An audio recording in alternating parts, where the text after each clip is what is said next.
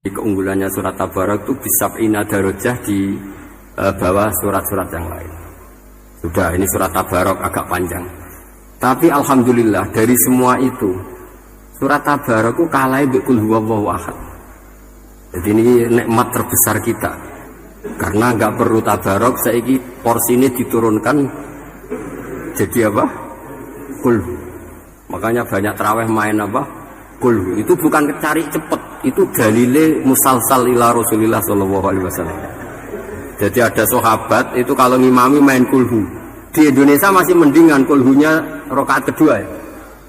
Itu enggak, sahabat ini rakaat pertama ya kulhu, kedua ya kulhu. Masih mendingan di Indonesia dipakai selingan rakaat kedua. Singkat cerita, sahabat yang makmum ini lama-lama mangkel, matur, ya Rasulullah, ini orang yang kau pasrai jadi imam itu sering main kulhu. Akhirnya Nabi memanggil, ya fulan, kenapa kamu suka baca kulhu? Li'annaha sifatur rahman, karena dalam surat kulhu itu semuanya menerangkan sifatnya Allah Ta'ala. Maka saya suka itu. Nabi saat itu juga dapat wahyu, ya Muhammad, kasih tahu orang itu, inni uhibbu, saya suka dia karena dia suka kulhu. Nah, itu aja hafalkan itu. Jadi itu riwayat yang lebih menggembirakan itu. Jadi tidak usah Tabarak, cukup apa? Kulhu. Dan itu lebih mutawatir. Makanya dalam legenda dunia kiai itu kan ini ada cucunya, ada cucunya Sayyidina Ali. Tuh, siapa yang bisa khatam Quran sekian menit, yang menang Sayyidina Ali ya, karena baca kulhu sampai 3 kali, yang dianggap takdilul Quran, sudah sama dengan baca Quran. Jadi ini ijazah terakhir, ini jadi porsinya tambah turun. Saya itu suka, saya itu punya banyak penggemar lah di Jogja, di Jakarta. Memang agama ini harus mudah.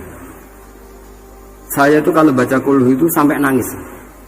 Nangis saya bukan karena faham atau haru, itu enggak. Sebaik itu Allah, masa gara-gara hafal kulhu, main kulhu dicintainya? Ya karena memang Allah itu benar-benar zat yang baik. Makanya saya punya teman itu kurang ajarnya, masya Allah. Kalau tes ditanya rukun Islam berapa, nawaqidul wudhu berapa, muftitatus sholat berapa, semuanya dijawab la ilaha illallah. Terakhir ditulis kafir pak, sama anak nyalahno iki. Nyalahno la ilaha illallah kafir apa enggak? Gurunya bingung kan akhir. Di ek iku la ilaha illallah kok di ek. Akhirnya bocah diceluk, "Song maksud piye? Mun sampean wani ngeek Pak, kafir Pak." Akhirnya sudah ribet-ribet. Pertanyaan apa tuh? Mamuktilatu sholat ya la ilaha illallah. Nah gitu wudu ya. Tapi jangan tiru deh. Lah gurune kok ngeek gak wani, kafir. Siapa yang berani ngeek la ilaha illallah? Ya ana meneh sing buweli. Angin belinge itu disurati wong tuane. Kalau nu mondok sarang era kuno, jadi ijek lugu wong. Surati wong tuane, kowe gak susah, wong tuamu disurati. Tenang ya Gus, bapakku buta huruf. Jadi wis disurati, gak ngefek wong bapake buta huruf. Nah, di Islam, saya ulang lagi di Islam, dengan tanda kutip kesalahan-kesalahan kecil gini ku zaman Nabi, sahabatnya Nabi, iku kabeh itu jadi berkah. Makanya nggak ada ilmu sebarokah kayak zaman Nabi. Wong goblok wae jadi berkah. Sampai Nabi ngendikan aksaru ahli jannah albu, ake-ake penduduk swarga itu wong goblok. Mergo wong goblok itu piye? Apa dimangkeli iku ya gaweane pangeran. Nabi itu pernah disomasi wong goblok. Itu ya piye? Nabi kan cerita kiamat tuh gini. Yang kemarin gak jadi itu. Kiamat di Indonesia kan berapa kali ya? 999 terus 2000 berapa? 12 terus Jumat apa kan sering mau ada kiamat tuh. Saya sering ditanya tamu, "Gus, entah ini kiamat teng pundi? Entah ini ngene barang aku aneh-aneh." Karuan layak alamuha illahu bokas bakas. Nak misalnya tekan Gus. Ya tenan sing entek kowe sik, enak aku gak. Wah sesuk tajak ngenteni kiamat ora sida kiamat. Aneh-aneh. Saya ulang lagi. Ketika Nabi cerita dasarnya kiamat itu sahabat itu enggak mikir. Padahal mereka orang-orang pinter. Si mikir wong desa, Mas.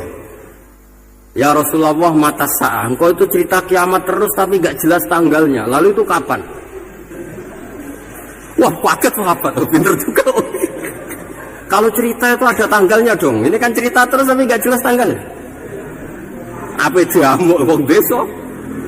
Ora diamuk mangkelno. Nabi meneruskan tentang ahwalil kiamah, masih nerangkan ahwalil kiamah. Dibaleni lagi. Ya Rasulullah mata sa'ah. Lalu kiamat itu kapan? Ini kalau jazai, jadi bodoh tapi untuk ridhanya Allah Ta'ala pun. Kalau lah kadang jadi pinter, nyesal. Ribet. Kongkonan ini, kongkon Pak Najib barang ini akhirnya, gara-gara pinter. Padahal engkau ya mau bodoh lah, ibu suwarga, ribet kan? Direwangi jadi wong alim, sebelum wong bodohnya ya melok ibu suwarga. Wong gelombang kedua itu pengumumannya siapa pencinta Nabi, pencinta wong alim masuk suwarga. Yang pertama seleksinya agak ketat, yang kedua itu ya muhibbin mencukup. Jadi sebenarnya suwarga ya ketemu ngeras jelas-jelas nih. Wah repot ya. Akhirnya ketika Nabi gak jawab, sahabat itu banyak yang analisis kariha maqala, lam yasma, ada yang bilang lam yasma, memang Nabi tidak dengar. Ada yang analisis sami'a wa kariha maqala, sebenarnya Nabi itu dengar tapi gak suka karena pas khutbah di-cut, diinterupsi. Karena diulang-ulang lagi akhirnya akhirnya Arabi tadi mengulang-ulang lagi, akhirnya Nabi jawab. Karena Nabi itu orang yang sangat pintar, jawabnya ma'atattalaha, kamu kok berani tanya kiamat kapan, persiapan kamu apa? Fawawahi ma'atattulaha kabira sholatin wala siyamin wala kata wa kata walakinni uhibbuka. Ya menang ya pede. Apa Nabi tanya persiapan saya? Oh kalau sholat saya biasa kok bangga. Wes biasa kok. Fawawahi ma'atattulaha kabira sholatin, saya sholatnya biasa, puasa biasa. Maksudnya wajib-wajib tok lah, ndak aneh-aneh. Tapi walakinni uhibbuka, tapi saya ini mencintai engkau. Apa jawabannya Nabi? Almar'u ma'aman ahabba. Dan itu melegenda seluruh dunia, baru kayak Bedui.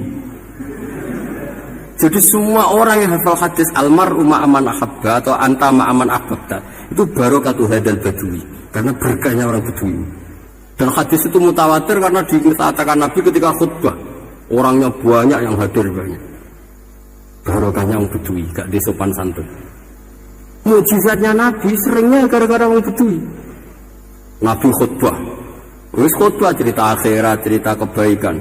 Ya Rasulullah, khutbah mohon bakas akhirat kebaikan.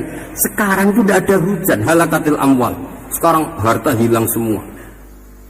Hewan-hewan sudah mau mati semua karena apa? Kekeringan. Mohon jenengan rasa bakas niku, pun jalur hujan mohon. Nabi langsung Allahumma wah langsung hujan tuwes. Nak jari ulama lah, buat Nabi berodok gelas putih udan seminggu, nganti akhirnya sapi ini aku gak mati krono kehausan tapi kelentir. Parah nih Nabi, dulu orang rasa salah parah. Ya Rasulullah, wong kulo jodoh udan ben ra mati, saya ingin mati tenggelam. Mohon lereni itu santai weh. Nah, saya minta doa hujan supaya hewan-hewan itu bisa minum dan seger. Dan ini malah do kelentir. Akhirnya Nabi itu lucu menang. Allahumma hawalena wala alena Allahumma alal akam wa zirab terus. Itu orang desa. Betapa barokahnya orang desa itu orang tahu. Betapa Rasulullah itu sekali ngendikan alam itu harus tunduk. Jadi min mu'jizati Rasulullah sallallahu alaihi wasallam itu sekali ngendikan alam itu harus mengikuti. Jadi Nabi misalnya ngendikan hujan, itu panitia hujan, malaikat hujan harus nuruti. Nabi ngendikan berhenti juga harus berhenti. Makanya enak jadi Nabi itu. Tapi kamu nggak mungkin, sudah tutup, sudah tidak mungkin. Makanya Nabi itu pernah minta dalam satu maidah, ya fulan saya ambilkan dirok. Dirok itu kaki kambing yang depan, diambilkan. Ambilkan lagi, diambilkan.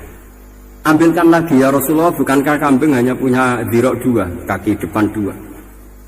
Andaikan kamu bilang iya, maka akan selalu ada dzira selagi aku minta-minta.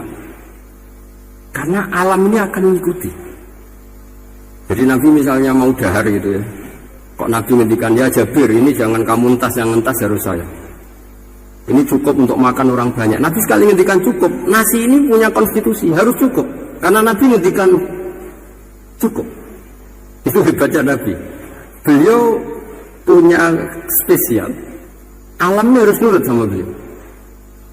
Makanya disebut wadzabu wal ghazala yasyadani laka birrisalah. Semuanya itu harus tunduk. Nah, akhirnya syafaat-syafaatnya Nabi itu gara-gara bisa-bisa. Saya itu pengagum wong Bodoh ya, termasuk hadisul Arab gitu. Ada orang desa tanya, ya Rasulullah nanti